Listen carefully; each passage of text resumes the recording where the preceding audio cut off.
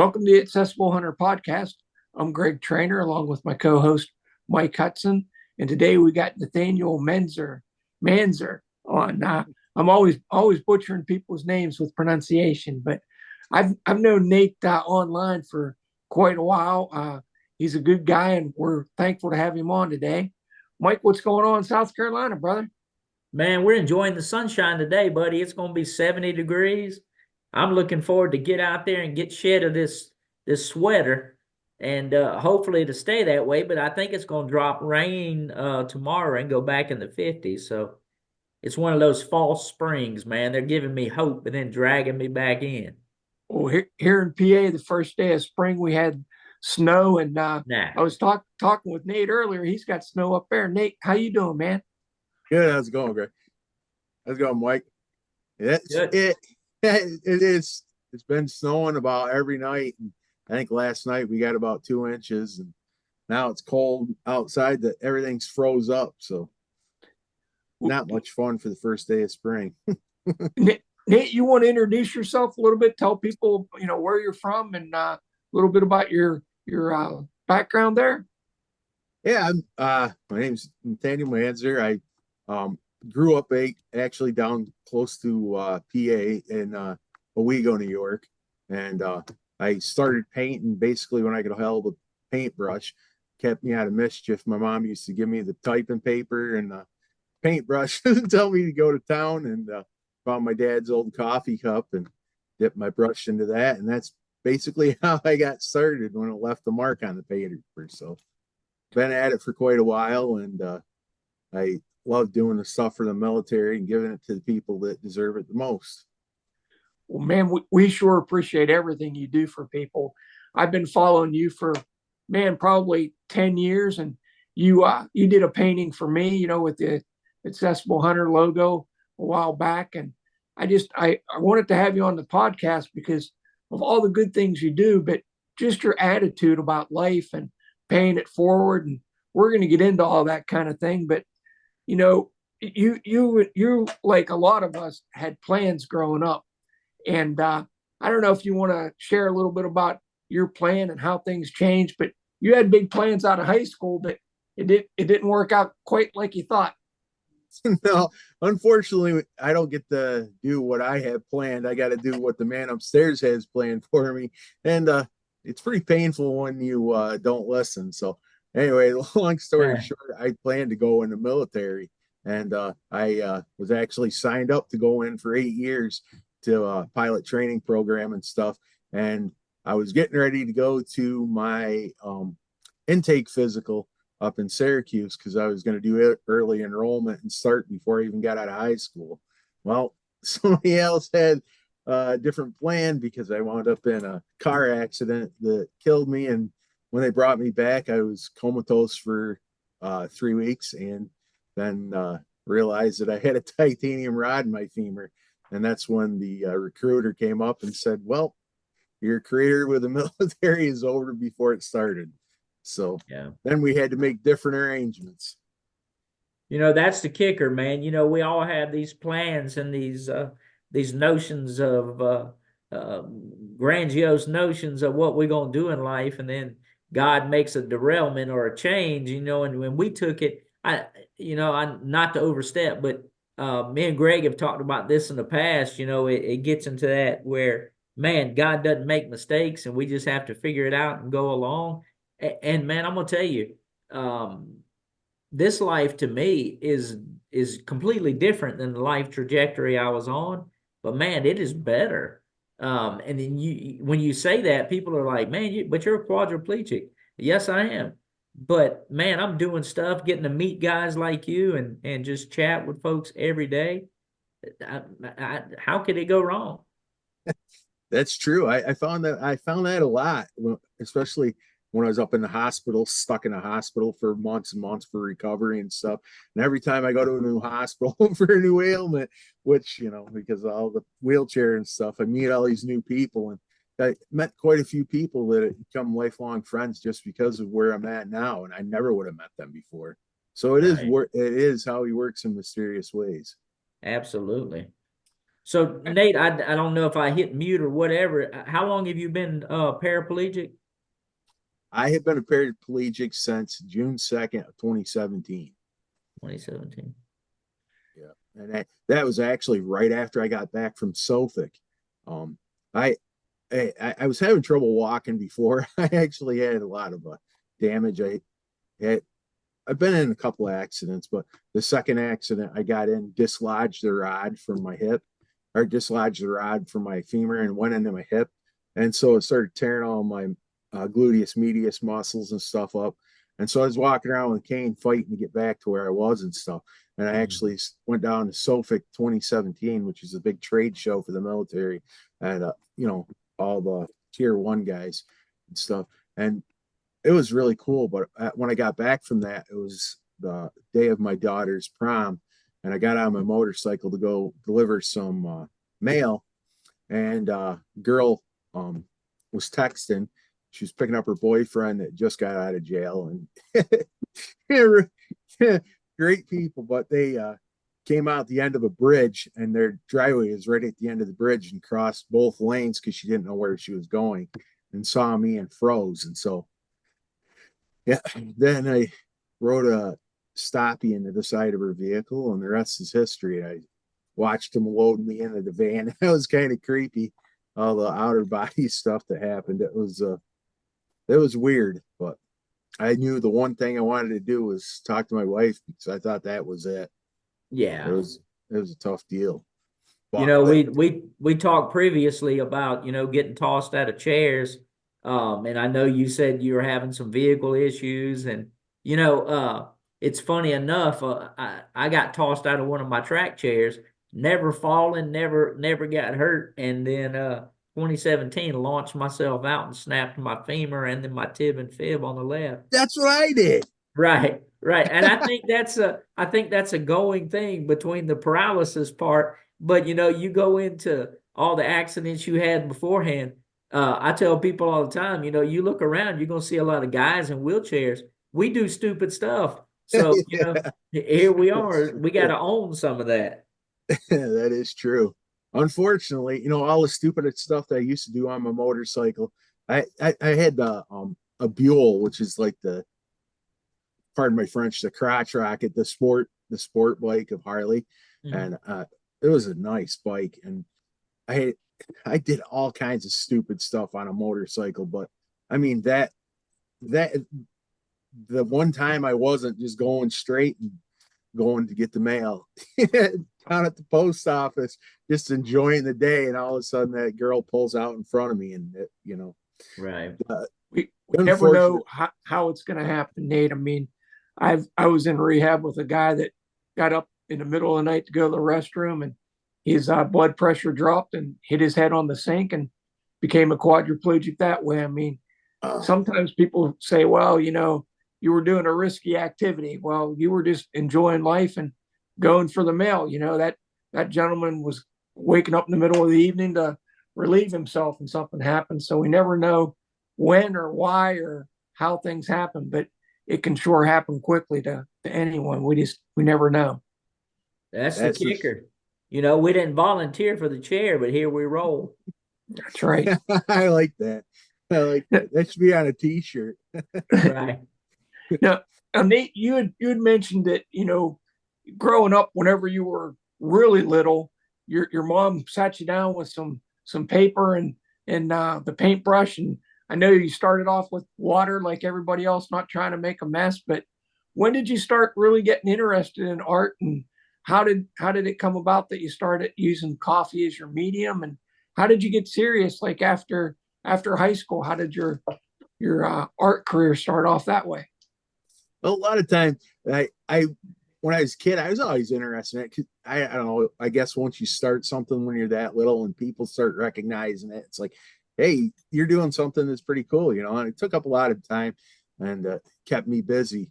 But later on, it kind of progressed. I started using other mediums and stuff in high school, and you know, I hadn't really found my niche. I painted a lot of paintings, and I did some paintings for the Tioga County Council of the Arts and stuff, and it never really took off and never really got going until one day, my daughters, I was actually laid off. I was working construction. I was doing facility locating for Premier. It was doing gas and electric upgrades.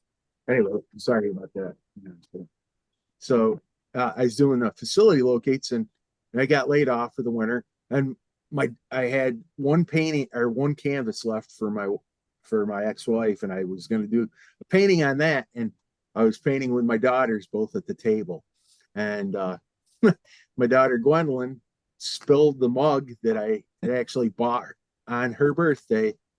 She was born on St. Patrick's Day, so I call her my little my lucky shamrock. So she spilled my cup of coffee over on the last canvas I had from that cup.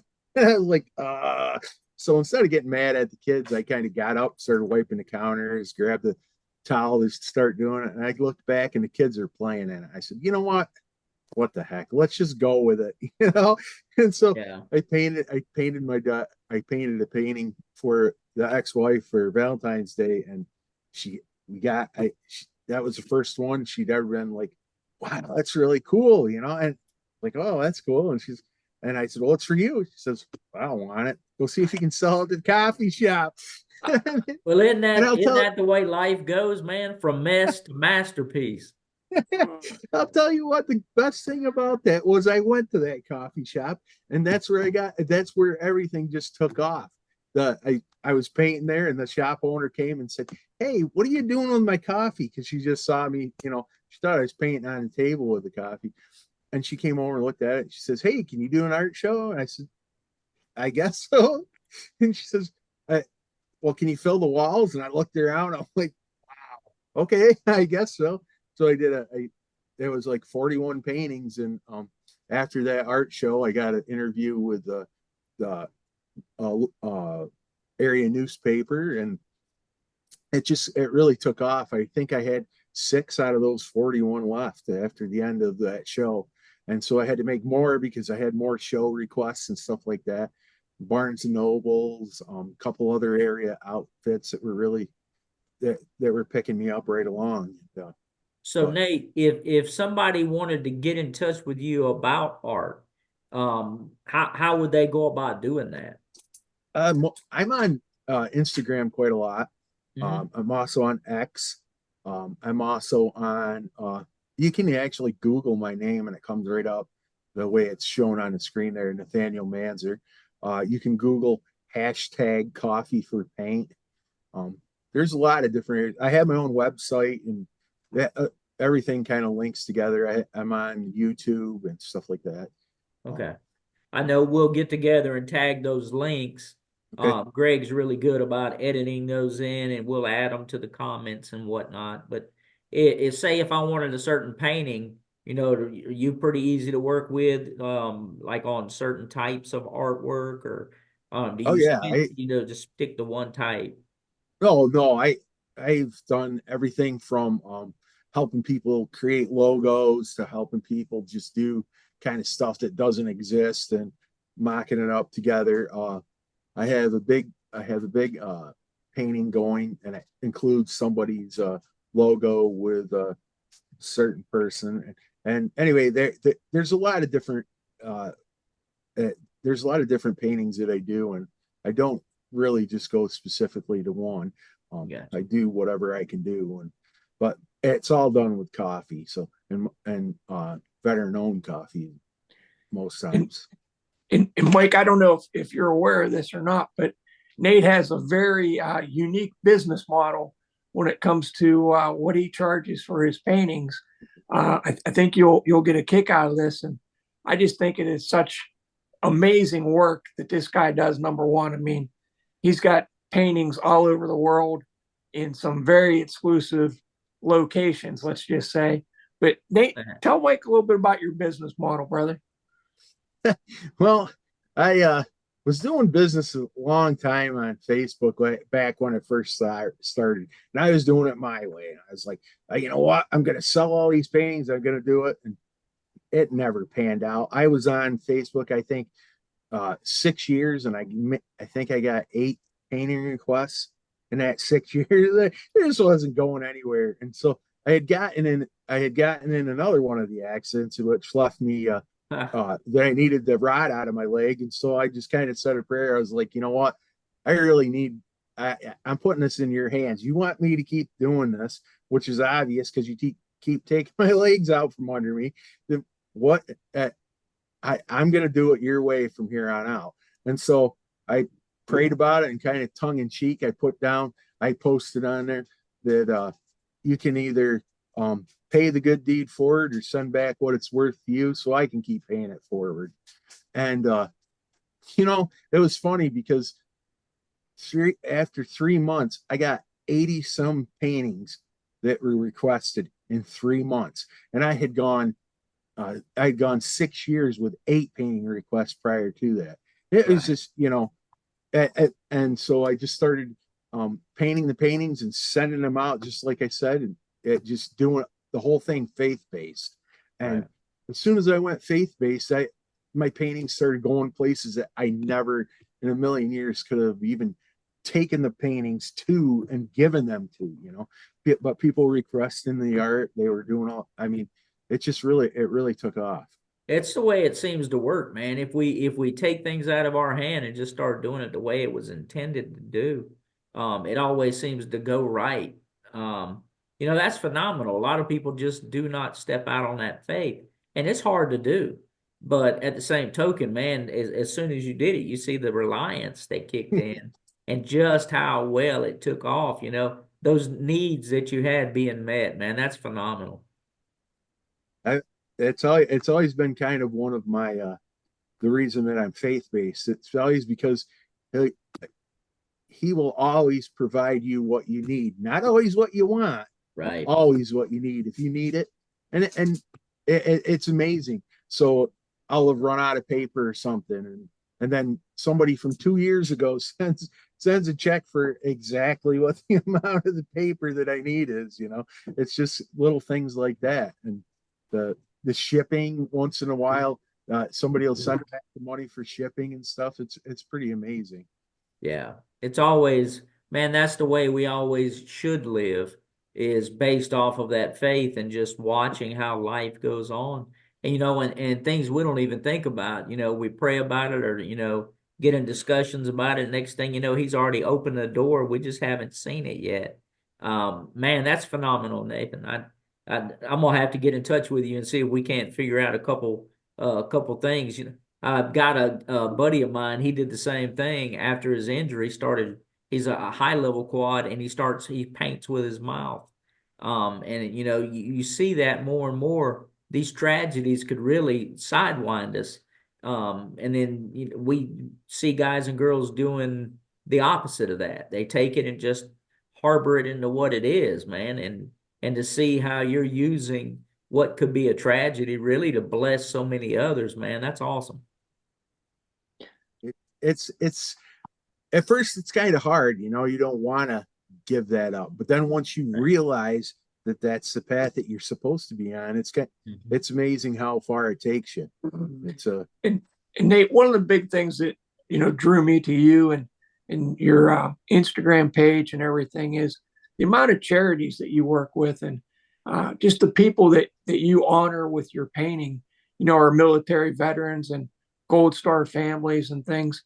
Do you want to talk about some of the charities that you work with and that you donate your paintings to, and kind of what that means to you on your end?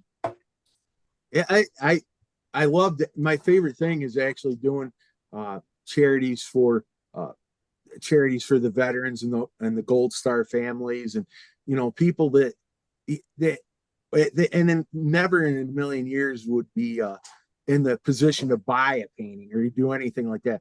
That's my favorite thing to actually get into, because those are the people that deserve it the most. I mean, one of my favorite ones is LZ Grace, which is in Virginia. And they do a lot of work for the guys that come back. You know, I'll let you post the links and you can kind of see for yourself what they do.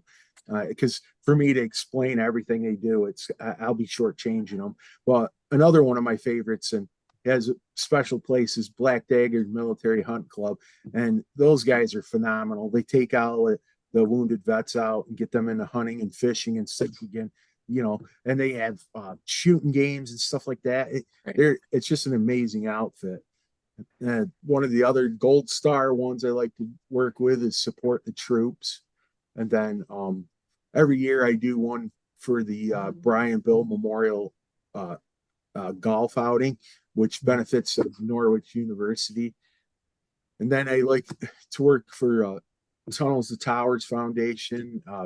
And the one I work most with lately has been Veterans for Child Rescue with Craig Sawyer. They're all great organizations, and I'll have Greg put up the links to them. But those ones especially are right at the top of the list. I rarely, if ever, have turned anybody away for paintings and stuff, especially when I know they're going to a good causes. And when we talked earlier this week, you and I, you were telling me about how many hours it takes to do these paintings. I mean, this isn't some little 15-minute, I'm going to whip out a sketch kind of deal for you. You want to tell people about the amount of work that you put in for, an average painting? Well, it's pretty overwhelming sometimes. Most times it takes right between 18 to 28 hours, depending on the painting and stuff. First thing I do is I mock up the painting, and then because sometimes I have to put a bunch of different images together and stuff to get it the way people, I think, would like it. And then I sketch it out. And then once you start applying the coffee, you kind of have to do it in stages because it has to dry. Right. So I hang it up like on a clothesline, and then we go to the next painting that was done a little bit further. So it's kind of an assembly line that you just keep working and working and working to try to keep the workflow going. So, but there's a lot of work that goes into each painting, and each painting is usually, it's always a one-off because it's out of my hands. So, but it is quite a bit of work. Enjoyable, but one of the things that I wanted to know though is that one of the things that I found about my painting is the Dante's Inferno that I have from being partial. And the pain that you get and the spasms and stuff like that, a lot of that goes away when you're concentrating on the painting. So it's almost therapeutic. Definitely. That's the thing, if we stay so focused on the pain, it just becomes overwhelming and almost more debilitating, and I told one of my doctors that not too long ago. Neurogenic pain is one of those things. I can't take anything that touches it, and the stuff I do take, it will dumb me down. So I'd rather hurt and be me and be able to continue to push on. But man, you're seeing how you harbor it, and you're using again that Dante's fire to get back into life, and seeing the different realms and ramifications of how just giving back to others, man, it opens up a whole new network, man. That's commendable. I appreciate you doing all that. I don't think I would have it done any other way, because like you mentioned, it's kind of about being stuck in the spot, and it's kind of about being stuck with the pain. What are you going to do? If you can't do anything else, what are you going to do? Then the best thing I've found is to switch your focus. And I'm sure you guys find that same thing, which is why you're doing the podcast. So that's exactly right, Nate. It's what we focus on, what we choose to spend our time on. And to be frank, it's the people that we choose to spend our time around.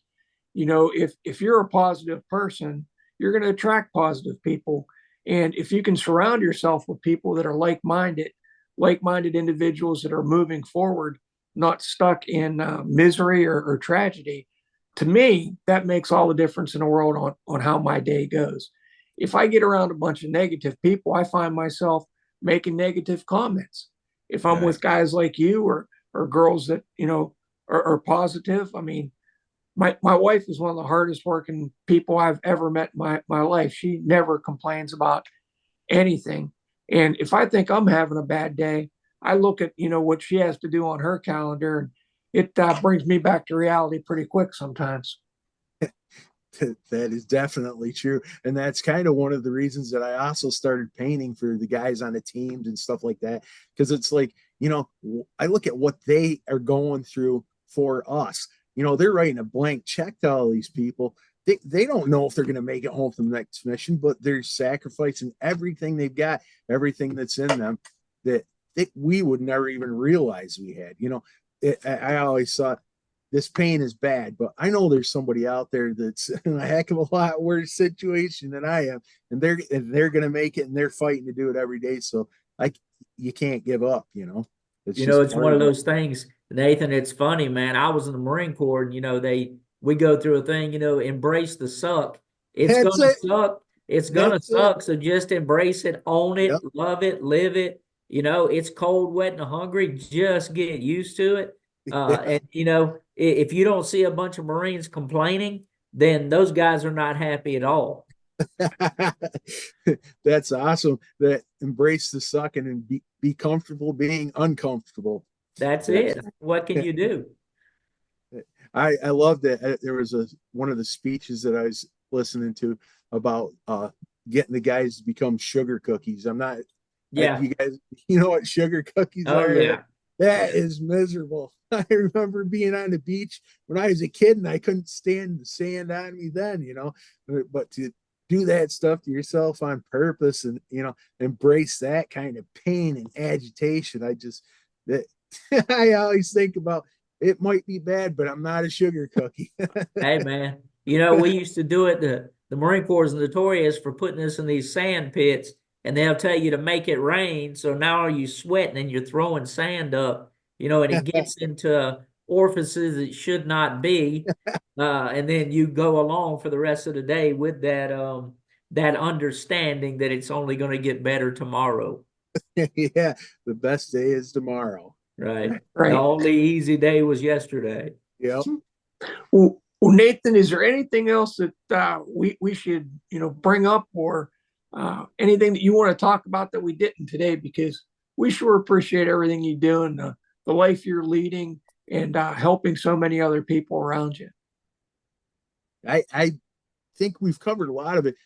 Just when you get to toward the end, when we get to it, I'd like to link to the outfits that I do, the charities that I work with and stuff, and just let people know that no matter what, there's always somebody else there that's got it worse than you, and you don't get to decide when you go home.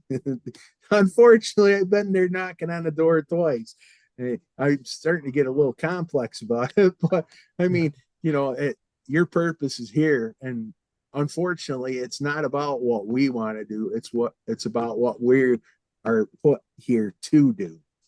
And I think that for a lot of people, if you can figure that out instead of worrying about what you want to do all the time, you're going to come out a lot further ahead, and you're going to come out doing stuff that you never would have imagined that you could do. Man, you said a mouthful in that. You know, it's all about doing what we're called to do.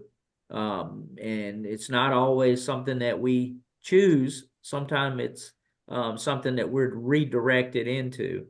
And that's not always a negative. You know, sometimes we have to go through that refinement. And man, I just appreciate your time and effort. I'll definitely be in touch and see if we can't partner on a few projects. But again, thank you for all your time and effort, for the amazing artwork that you do put out there, and all the organizations that you touch. Thank you for having me. I appreciate it.